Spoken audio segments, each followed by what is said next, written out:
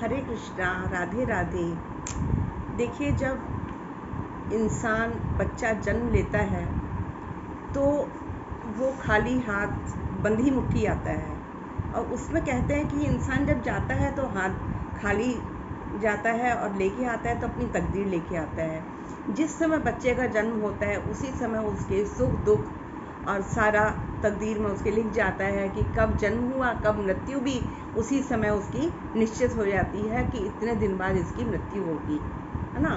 तो कभी किसी ने जो जन्म लिया है इतना सुख मिलता है, इतना सुख मिलता है कि उसका सुख जो है कि बताया नहीं जा सकता कि कितने सुख लेके आता है। और एक ही प्राणी उसी क्षण में जन्म लेता है तो इतने दुख लेके आता है कि पता नहीं उसके कौन से पापों की गठरी है जो वो लाद के लाया। तो इसलिए बताया है कि कितना मतलब सुख दुख जो है सबकी झोली में भरे हैं और हमें काटना ही है।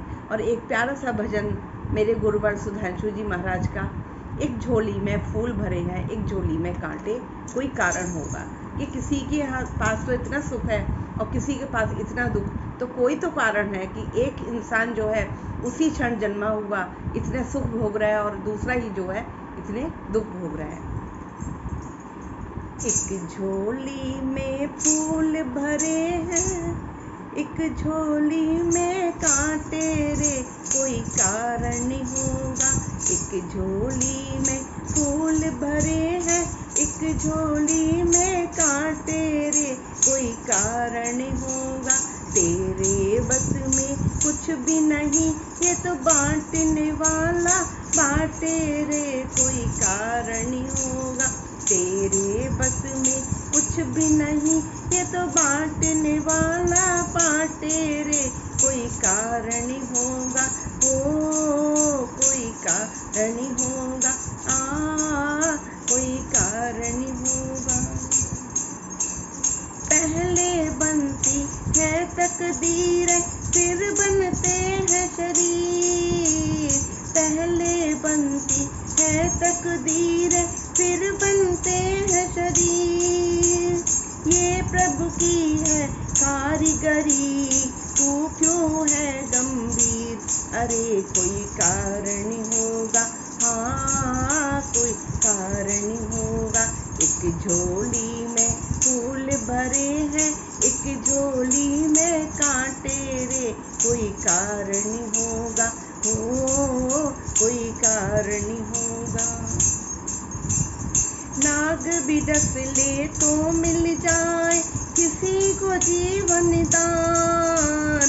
नाग भी डस ले तो मिल जाए किसी को जीवन दान। चींटी से भी मिट सकता है उसका नाम निशान। अरे कोई कारण होगा। चींटी से भी मिट सकता है किसी का नाम निशान। अरे कोई कारण होगा। एक झोली में फूल भरे, एक झोली में कांटे रे, कोई कारण होगा।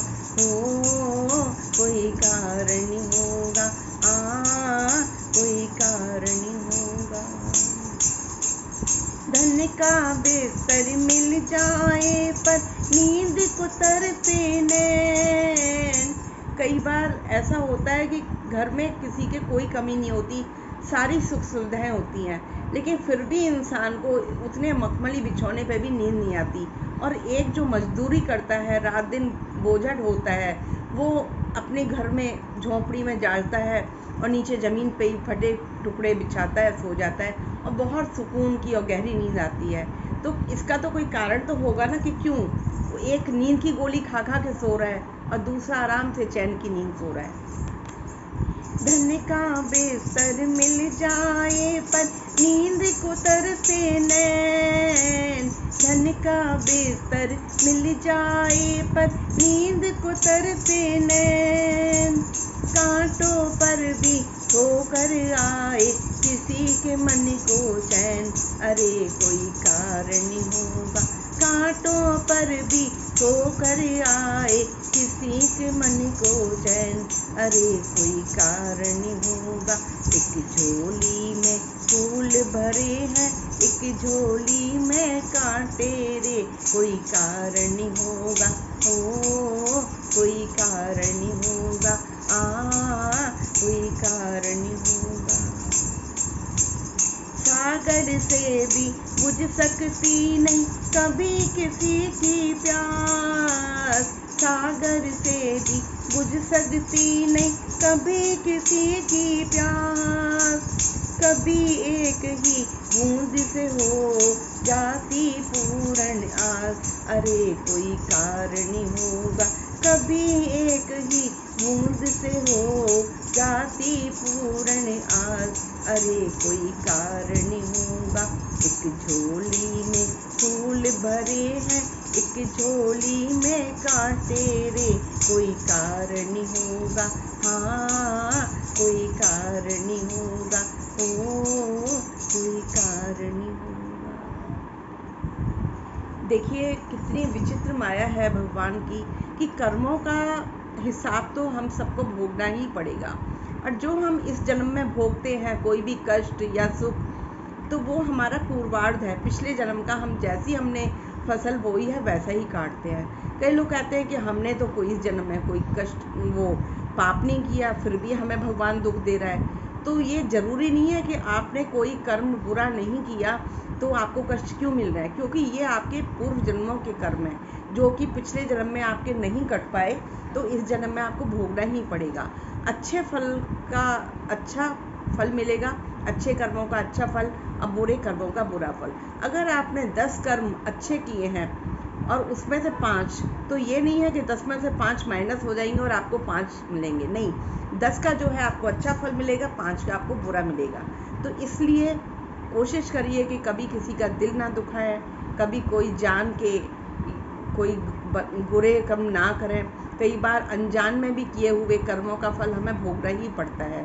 जैसे हमने कोई दान दिया और आपने उस दान को दिया, पैसे दिए, और उसने जो है शराब पी ली, या जैसे आपने कोई गाय दी आपने किसी अच्छे इंसान को, पंडित को या पुजारी को, किसी को भी ज़रूरतमंद को, और उसने उस गाय को बेच दिया आगे, अब बेच के वो कसाई के हाथों में चली गई, तो उसका फल किसको मिला? आपको मिला, क्योंकि आपने उसको बेचा और वो कसाई खाने में गई, तो उसका कुछ ना कुछ तो अंश आपको भी भोगना पड़ेगा। इसलिए कहते हैं कि दान भी जो है सुपात्र को दीजिए, कुपात्र को मत दीजिए। और कोशिश करें कि जितना जिससे इन हाथों से भला हो सके उतना भला करें, अच्छे कर्म करें, अच्छे फल पाएं। और इसी के साथ जो है जय जय श्री राधे।